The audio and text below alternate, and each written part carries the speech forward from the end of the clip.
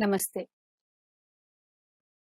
Welcome to this session where we learn how we can improve our memory. Memory is something that is not to repeat what we learned, but to learn in a way that we don't forget it. So here we have not only the students, but the teachers and the parents who are involved in developing this memory in the children. So how do we do it? Before we go further, there is a beautiful Sanskrit shloka which says, all of us learn together, especially the teacher and the taught. Let's say that and then go to this session. Om Sahana Vavatu Sahanau Bhunaktu Sahaviryam Karavavahai Tejasvinavaditamastu ma vidvishavahai. Om Shanti Shanti Shanti. Let's go to this topic. How do we enhance our memory? So the most important thing is when we want to enhance memory, we always think, how do I make my brain more strong? How do I make in such a way that my brain doesn't fall asleep when I take the book? How do I recharge my brain so that I don't lose my power at all? So for this, there are certain things, small tricks that we need to know in this process. Number one, there are a number of things that fascinates in the human body. Our learning method, small tricks that we can follow while we are learning, and some lifestyle modification. If we do, it is for the better of us. So let's go. What fascinates me is we were a researcher right from the day we were born. We learned so many things anew every day, and we never forgot that. Like for example, when I know at some place when a toddler, when he goes near something which is really hard, he never goes to that place again. He keeps trying new things every day. I think a toddler is the one who keeps the mother most active because he learns new things every day. The next thing that fascinates me is our brain. Brain is just not a small tissue, but it has billions of neurons, and each neuron is connected to another by synapse. How well we form the synapse determines how much is our memory, right? So let's build our memory. So now I'm sure this video is going to be seen both by the teachers and the student. When I say teachers, parents too are the primary teachers. How much we retain is actually determined by what is my learning methodology. If my learning methodology was appropriate, I remember the concept. If I remember the concept, I don't need to mug. I don't need to memorize verbatim. I can write myself. So a teacher plays a lot in how the memory is developed. So the learning process determines the retention capacity as well. So if I say the teacher is responsible, what all can the teacher do? Teachers nowadays are very innovative. There are a number of methods by which a teacher can do the learning more enjoyable, more in a way that they can retain, like making the learning exciting. Okay, so how does she do it? Learning can happen in new environment. In this complete session, let me take solar system as my example here so that even a small child can understand and an adult can also understand. When a teacher is teaching the solar system, what would be the best way to go about? Let there be an in-class session followed by taking the children to the planetarium. Once you take the child there, the fascination that they see there, the rings of the Saturn or the planets that are there, you're never going to forget that class or the concept. You're teaching something in history. Take them to the museum. No better place is there to learn history than the museum. I'm telling all these things, they become addendum to what is being taught in the class. I'm not changing the conventional mode. Just add new methods along with your conventional mode. make learning in a new environment. It could be even a garden. Just under a tree, you take a mathematics class, they understand better. You see this a lot in Shantiniketan, where the children learn in the nature, not inside the enclosure classroom. The next thing that we can do is, this is something teachers definitely need to do. Don't teach everything. Leave certain things so that creates some inquisitiveness in the child, and the child asks you a question, and encourage them in asking questions. When you keep encouraging them asking questions, what happens is that they understand the concept deeply. The comprehension becomes better. The most important thing is, everything doesn't come in a book in our life. You need to have the critical thinking or the analytical thinking which is required in your real life. Let's develop that in the school itself. So encourage them in asking questions. The next thing is, make learning an active process, not a passive process. Teacher teaches and the student writes. Don't make it like that. Make the learning an active process. Make them into small groups. Make them learn in the small group. Make that small group take for the larger group of the class. Divide the topics like that. Let's take your teaching about the brain. Show them the model of the brain. Let them learn it, or make them do the model of the brain. They learn it better. Even medical students, when they start to do dissection, they learn about the human body better. So active learning, it's a process where you make the child do certain things that you have taught. We do a lot of things in model making, in the exhibition, science fest that the school keeps. Why not make it in every topic? Make the child do some innovative models. That will help a lot in retaining what is being taught. Okay. The next, this is the most important thing I really love. Learning, it's a multi-sensory approach. Now, what we are using is only the eyes and the ears. It's not that. It's the eyes, ears, touch, and doing, or kinesthetics. So use all the sensory modality to teach the topic. Like, for example, you're teaching about the leaf, the different types of leaf. Why do you draw it? Take them to the park, which is near in your school, the garden. Tell the children to pick the different types of leaf and tell them to label the leaf now, right? So they learn it better in that way. Okay. The next thing is, as much as possible, use visual aids.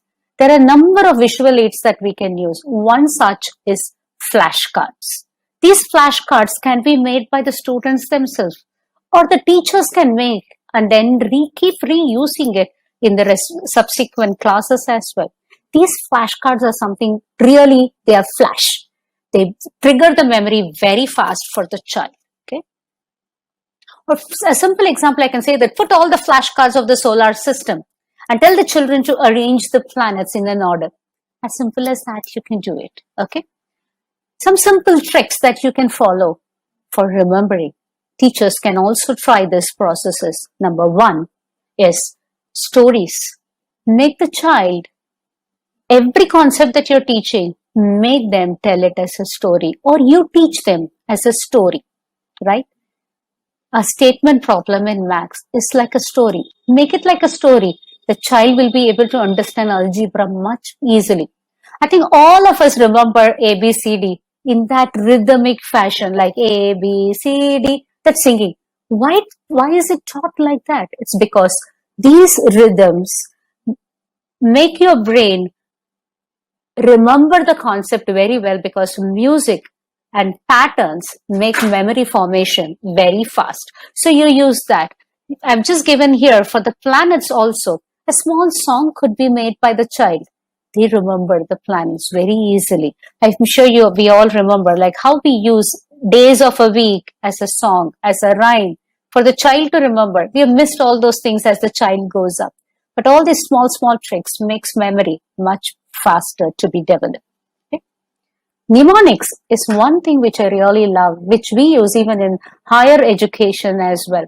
These mnemonics, as silly as they are, the memory is much better. I've just given a mnemonic here for a solar system. My very excited mother just served us noodle. Very simple to remember. The first letter of it for each of the planet. Use these mnemonics. Teach them. Make them use the mnemonics. It helps them to remember the things better. Okay. Mind maps is a latest concept that has been developed across all education system. These mind maps as creative as possible if they are made with active engagement of the child. Here I have not used any colors. Again, for the planets. Each planet has been given and a few characteristics of each of the planet has been given. Make the child do these mind maps. Now this completely sums up everything about the planet, what a class 6 or a class 7 student needs to know about the solar system. So make it like this. I'm just giving you for planets. You can do it for everything that is being taught. Even social science can be done through mind maps. Okay. Keywords. I think these are the trigger words. Okay. Words have so much of power. Make the child highlight the important things on that textbook. It's not the entire textbook. It's not going to be colored like what I've given here. But underline, make them highlight only the keywords. Now, this pictorial memory of where the keywords are being highlighted by the child, that triggers memory very fast for the child. Sticky notes of key points, that helps the child to remember a lot. These things should not be elaborate. They should be only words, no sentences. Okay. I've just given here something. When we are having large topic, how do we remember them? Break them into small topics. For example, Ramayana. It's divided into number of kandas. Sundara Kandam, Aranya Kandam, Kishkinda Kandam. Like that, you have different chapters. Break your big topic into small topic. I've just given here something. Can you close your eyes and tell me what alphabets are given here? NTK, RAF, BIT, BRU. Very difficult to remember. It's just like telephone number, very difficult to remember. What do we do to remember telephone number? We break them into chunks, right? 4, 4, 2. So 10-digit telephone number has come. So something like this, how do I remember? Break them into chunk. You can't remember this. I've just broken them into 3, 3, 3, 3. NTK, RAF, BIT, BRU. I'll remember this better. Okay. Make them, break it into chunks. I've just given you something here which is non-comprehensible. But big biological terms, which are very difficult for the children to even spell correctly, break them appropriately and tell them like, break it like this. Photosynthesis. Something like that, break it, break and give it to them. Okay, so they will be able to remember them better and make no spelling mistakes as well. This is for a word, but the same thing is applicable even for bigger chapters. Break them into smaller concepts. Learning is not just restricted to the school environment. Home plays a very important role in our learning, and it's also our lifestyle which needs to be modified to help us learn, understand, and retain a lot. Let's see what are they. Number 1 is make your child a teacher. Let your child teach you. Let your child teach its sibling. When they are teaching, they try different methods to make the learning more interesting as well, and they retain the concept much better in them. Okay, so they also know where they are not remembering a concept better. So they take your help, or they go back to the book and then try to relearn it much better with lot of understanding. Okay, the next thing is music. Music not only helps in our concentration, but it helps a lot in our memory forming processes. Okay, so music has been shown to help in enhancing memory. When I say music, this is a soft music. Nowadays we have the TV sound, which is always there for the child when they are studying. Let it be a soft music that goes on in the background to enhance their focus, concentration, and memory as well. The next thing is memory or brain. I say it's like muscle. Develop it. When I say develop it, make your child repeat, read, reread, write, or tell. Keep trying all methods so that the concept gets imprinted on them, so they are able to apply it. Make them connect to it with something they have seen, somewhere else. So this connection helps them memory to develop. It's like the muscle getting developed when we do exercise.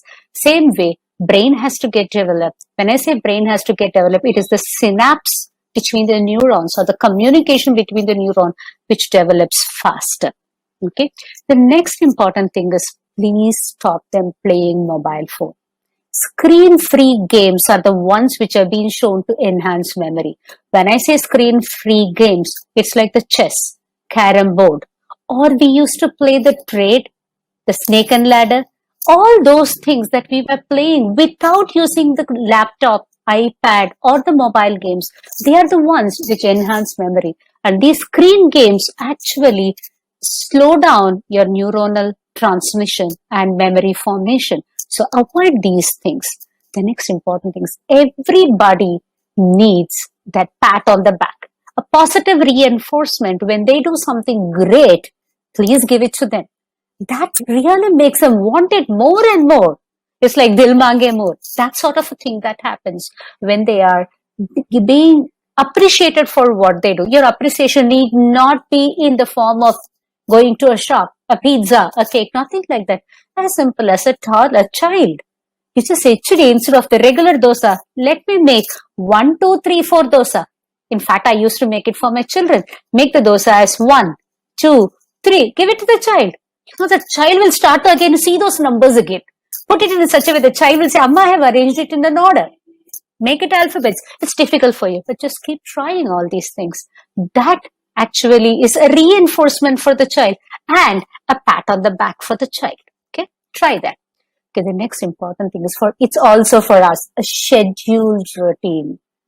What time you wake up, what time you go to bed, what time you study, what time you play. Everything has to be in a planned manner. It's not like a robo, but it's a scheduling is there. Even family prayer time is very, very important. It's that higher power which is always there for you.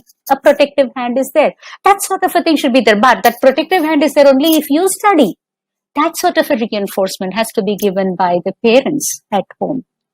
Okay. The next, what you give your child. Don't give everything. Even brain needs food. What are good for the brain, start giving that. I'm sure children, you all have seen Popeye. As a kid, even I have seen Popeye. You know that he eats any time that he wants, both for the physical strength and to think mentally, he eats a box of spinach. Spinach enhances your memory. Like that, I've just given you number of foods which enhance your memory and the foods which deter your memory. I'm really sorry, kids. Everything that are tasty, yummy, like your pizza, your cakes and other things, they all don't help your memory getting formed. Fried items don't help you getting memory formed. Have them, but just occasionally. Don't make it as an everyday routine. Okay? Anything that is like a colored fruit, a colored vegetable. When I say colored, every fruit is colored. You can say that bright colored foods.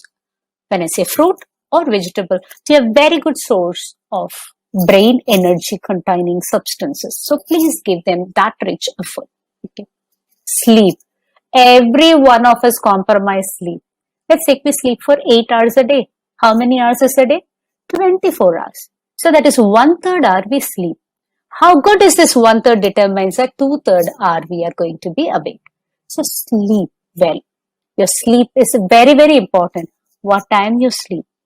At least 2 hours before you sleep, you should have had your dinner.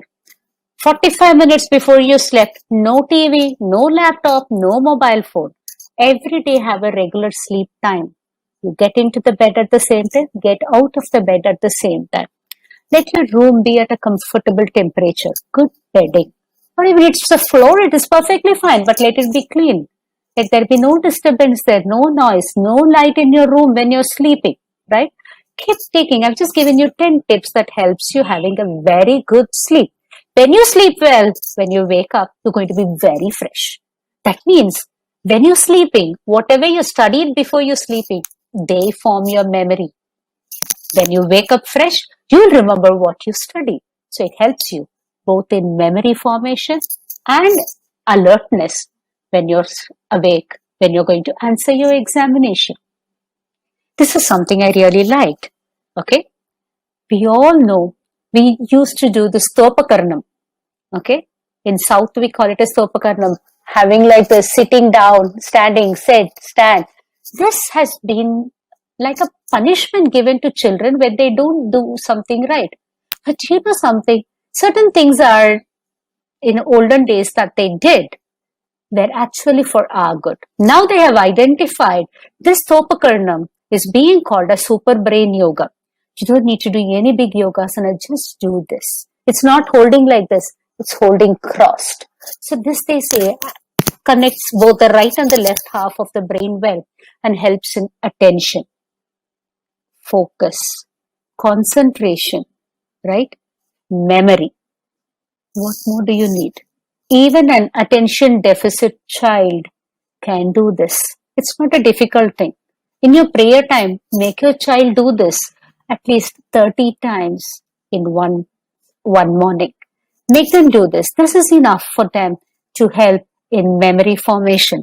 It has two functions. One, they have prayed to the God and they are also doing a physical activity. It has activated the brain. They remember better, right? So it's like acts on all fronts now. Okay. So we have seen what we can do when we are learning. What are the small tricks that we can do? What are the small things that we can do in our home which can help us in learning? Okay. I hope this session helped you in understanding how you can enhance your memory. Thank you.